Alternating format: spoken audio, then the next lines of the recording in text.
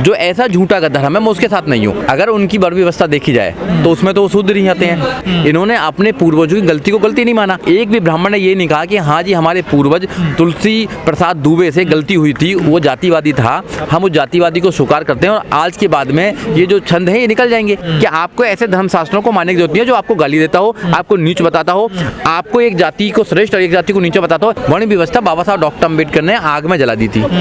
इस देश में वर्ण व्यवस्था से नहीं चलता, देश संविधान से चलता है। क्योंकि ये देश जो है वो संविधान से चलता है, ना कि किसी रामचरितमानस से चलता है। देखो मानता होगी उन लोगों की होगी, जिन लोगों की नहीं है वो क्यों माने? हम तो नहीं मानेंगे। हम क्यों माने बताइए? हम देश के संविधान को मानेंगे जो इनके बाप को भी मानना पड़ेगा। संविधान बना था तो इनके बुजुर्गों ने, इनके बाप दादाओं ने खूब आर्गुमेंट किए थे, उस समय हार गए थे हमारे बाप दादाओं से। ये भी तो राजनीति है कि अपनी जाति को सर्वश्रेष्ठ बनाना, ये भी तो राजनीति थी। इनके पूर्वजों ने खूब राजनीति करी है कि जाति के नाम पर आप श्रेष्ठ नहीं हो सकते। जो सदियों से जाति के नाम पर आप खाते आए हो, सदियों से जो रेस्पेक्ट लेते आए हो, अब हम देने के तैयार नहीं है।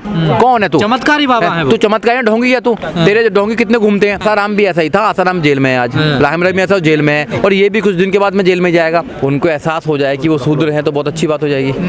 क्योंकि इस देश के अंदर तो माननीय काशीराम साहब ने लड़ाई छेड़ी थी 85-15 की, अगर वो लड़ाई अपने मुकाम पर आ जाती है तो उनको अपनी ताकत का पता लग जाएगा।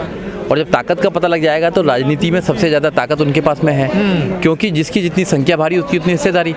तो उनको अपनी ताकत का ही नहीं पता है। वो कोई अपने आप को छत्री बता रहा है, कोई कुछ बता रहा है, तो अपने आप को श्रेष्ठ बताने की ताकत लगी हुई थी। अब उनको अपनी जो स्थिति है वो समझ में आ रही है कि हम क्या हैं। जब उनके घरों को धोया जाता है, जब उनको बोला जाता है कि भाई आपकी भी जाति शूद्रों में ही आती है, तो उनको पता लग रहा है। और सच्चाई ये है कि अभी पढ़ रहे हैं लोग बाग।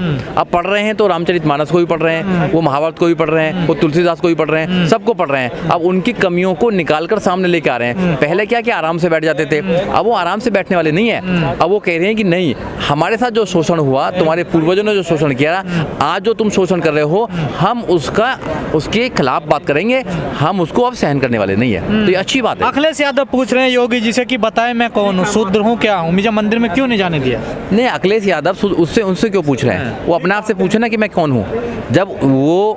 जब यहाँ पर मुख्यमंत्री थे तो मुख्यमंत्री होने के बाद भी जब वो हटे मुख्यमंत्री होने के बाद में, तो उनके घर को किससे गंगा जल से धोया गया, तो उनको एहसास नहीं होगा कि वो कौन है। तो उनको एहसास होना चाहिए कि वो कौन है और वो जो वर्ण व्यवस्था है उसमें कौन सी श्रेणी में आते हैं, तो उनको खुद पता होना चाहिए। सारी मीडिया चिल्ला रही कि स्वामी प्रसाद मौर्य ने हिंदू धर्म ग्रंथन के खिलाफ विवादित बयान दिया।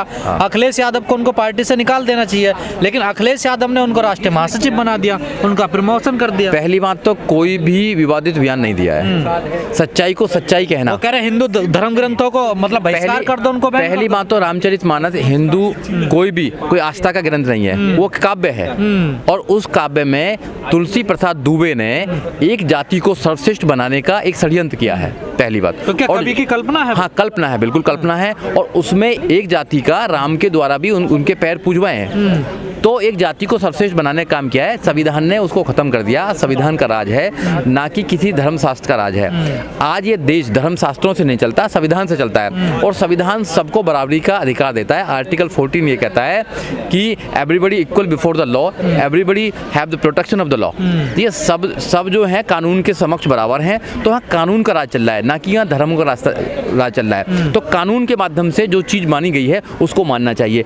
आज की डेट में अगर देखा जाए तो इन जितने भी धर्म ग्रंथ हैं इनका कोई औचित्य नहीं है। देखो, साथ नहीं होना, मैं धर्म के साथ, मैं उनके बयान के साथ, हाँ, जो ऐसा झूठा का धर्म है मैं उसके साथ नहीं हूँ। मैं संविधान के साथ हूँ, मैं बाबा साहब डॉक्टर अम्बेडकर की विचारधारा के साथ हूँ। क्योंकि संविधान ये कहता है, संविधान के आर्टिकल 13 आप देखेंगे कि कोई भी ऐसा कानून, कोई भी ऐसी किताब, कोई भी ऐसी कस्टम, कोई भी ऐसा ऑर्डिनेंस जो फंडामेंटल राइट्स का विरोध करता है, ठीक है, वो नल एंड वॉइड हो जाएगा। तो ये किताब तो नल एंड वॉइड पहले ही होगी। देश के सारे पिछड़े शूद्र हैं। देखो, अगर उनकी वर्ण व्यवस्था देखी जाए तो उसमें तो वो शूद्र ही आते हैं। मगर संविधान क्या कहता है? संविधान ने अलग अलग चीज़ें बनाई हैं। संविधान में जो शैक्षिक सामाजिक रूप से जो पिछड़े हुए हैं तो उनको अलग अलग कैटेगरी में बांटा गया है। जैसे SC ST ज़्यादा पिछड़े गए तो उनको रिजर्वेशन व्यवस्था के माध्यम से करा गया है। OBC है, OBC को मंडल के माध्यम से तो उनको 27% रिजर्वेशन मिला गया, और अब तो 10% जनरल को भी रिजर्वेशन मिला गया। तो संविधान की जो व्यवस्था, हम संविधान की व्यवस्था को मानते हैं, हम कानून के मानने वाले लोग हैं।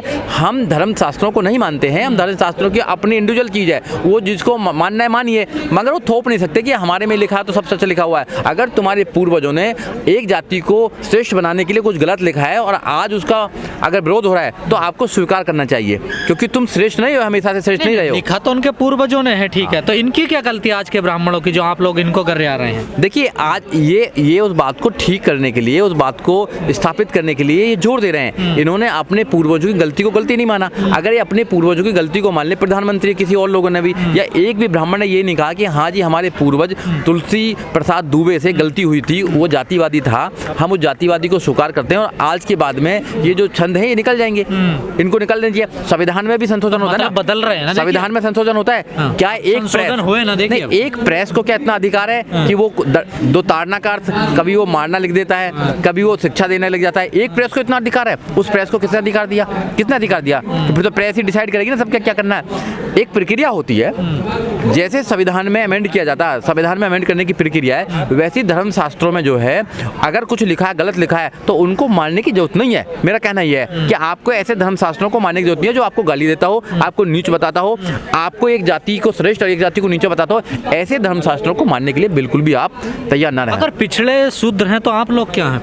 देखिए हम लोग संविधान के अकॉर्डिंग हम SC ST हैं, ये ना, और इस देश के बहुजन हैं। नहीं, बड़ी व्यवस्था के हिसाब से देखो बड़ी व्यवस्था के हम मानते नहीं, बड़ी व्यवस्था को, बड़ी व्यवस्था बाबा साहब डॉक्टर अम्बेडकर ने आग में जला दी थी।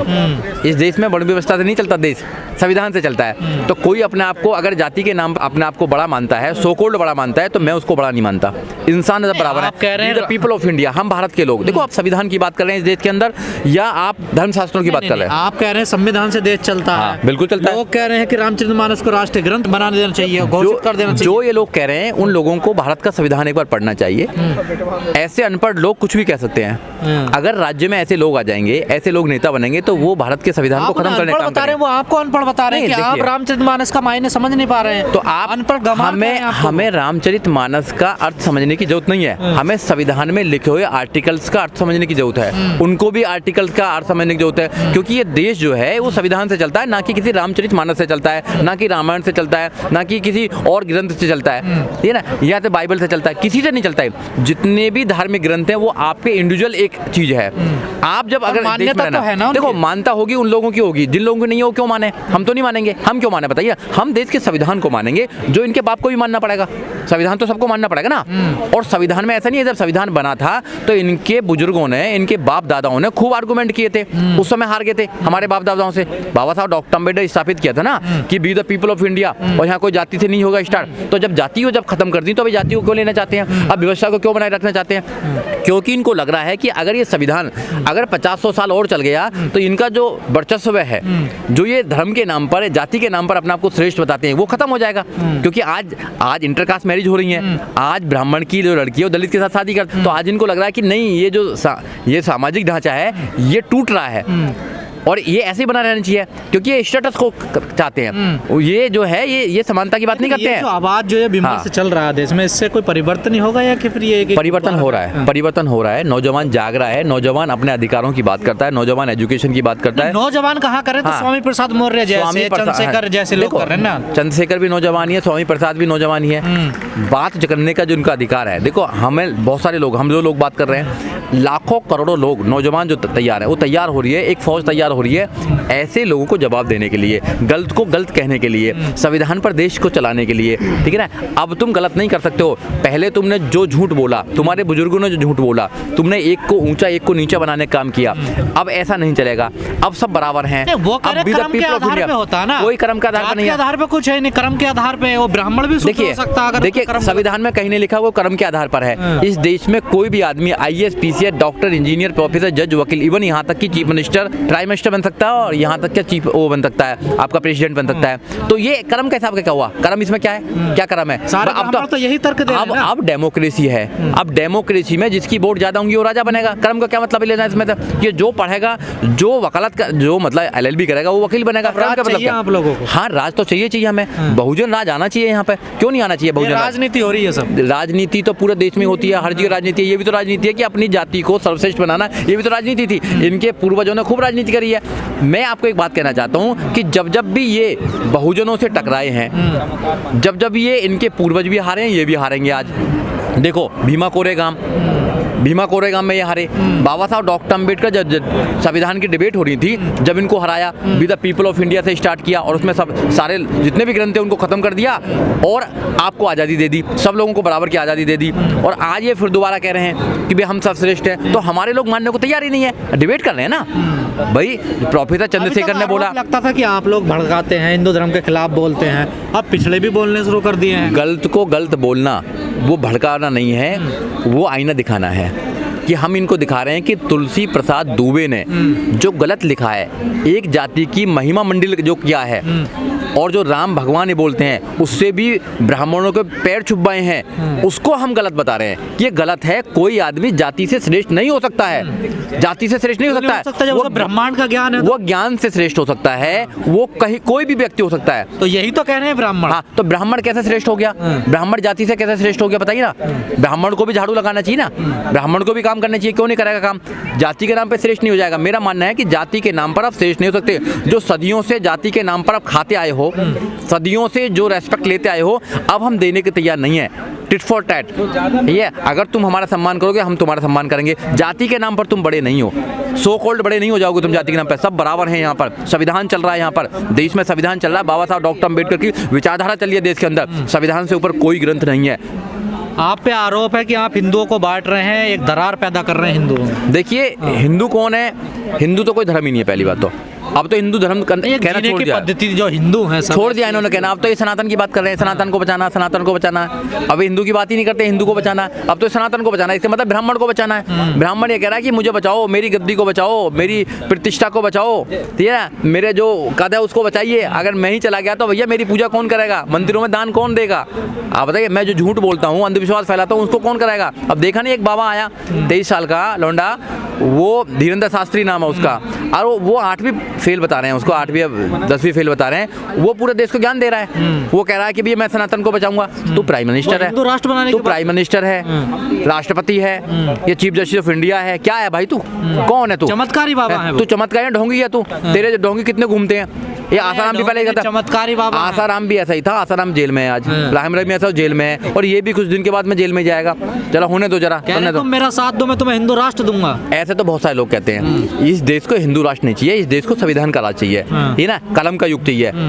ऐसे जो लोग हैं, इन लोगों पर FIR होनी चाहिए। अफसोस कि आज संविधान का राज होने के बाद भी, संविधान देश के अंदर होने के बाद भी जो लोग अंधविश्वास फैला रहे हैं उन पर कार्रवाई नहीं हो पा रही है। तो ये सरकार की नाकामी है। लेकिन दिल्ली में एक मंत्री का इस्तीफा हो जाता है ऐसी बातों पर, लेकिन बिहार में या यूपी में ऐसा नहीं हो रहा, उनका प्रमोशन हो रहा। तो ये बहुजन लोगों को समझना चाहिए, ये बहुजन लोगों को समझना चाहिए। जब उन लोगों की विचारधारा की पार्टी में आप काम करेंगे तो आप जवान नहीं निकाल सकते वहाँ। आपको बोलने का अधिकार नहीं है, अपने लोगों के अधिकारों की बात करने का अधिकार नहीं है, आपको बाबा साहब डॉक्टर अम्बेडकर की बात करने का अधिकार नहीं है। जो लोग बाबा साहब की बात करते हैं, जो लोग करते हैं कि भाई हम बाबा साहब की मूर्ति लगाएंगे, ये हर उसमें विद्यालय में, हर ऑफिस में लगाएंगे, बाबा साहब की मूर्ति पे तो माला चढ़ाते हैं मगर उनके विचारों पर ताला लगाने का काम करते हैं। तो समझना चाहिए लोगों को, दिल्ली के लोगों को समझना चाहिए और देश के लोगों को समझना चाहिए। लोगों की समझ में आ गया है कि जब राजेंद्र गौतम ने 22 प्रतिज्ञाओं में बात की तो उनको हटा दिया गया, उनको बोला कि तुम मंत्री बनने लायक नहीं हो।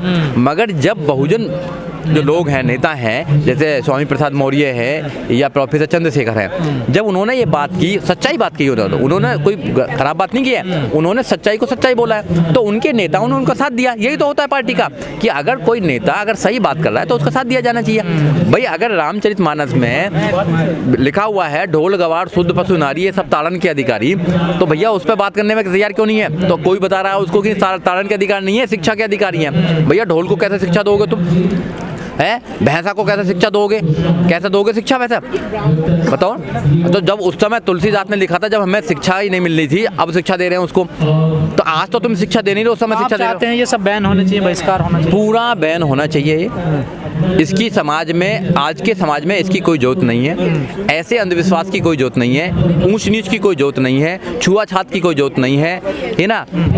ऐसे लोगों की कोई जरूरत नहीं है। तो अगर ऐसे लोग समाज में रहेंगे तो ये लोग समाज में नफरती फैलाने का काम करेंगे। संविधान को स्ट्रॉन्ग कीजिए, संविधान को घर घर पहुंचाइए, संविधान को लोगों को पढ़ाने का काम कीजिए, और जो संविधान में अधिकार है उनके प्रति जागरूक कीजिए।